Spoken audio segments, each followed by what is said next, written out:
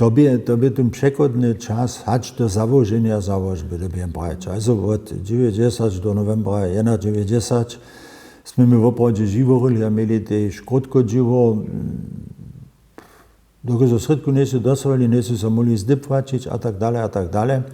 Te srpske novine nisu mogli uvinč. My smo krenuli junu jednu junkrotnu přirážku jako domovina a to tež nakladnictvo je dostalo jednu junkrotnu přirážku. Da su dostali 1 milion D-markov, so bychu one srpske novine znamenča dzielne dale wudali a tak dalje. Tute sredki su přišli ze jedno hišće NDR-ska fonga, kiž je so tedy utvoril ze sredkov, kiž su poprom statne sredki boli a přiviazane boli na tedeše kulturne ministerstvo NDR.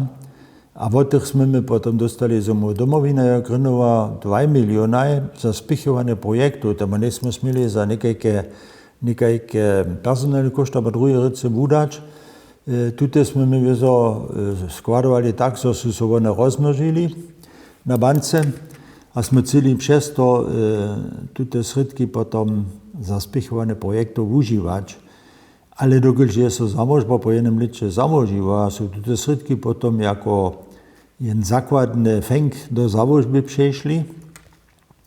No i tam się one dzień czasu.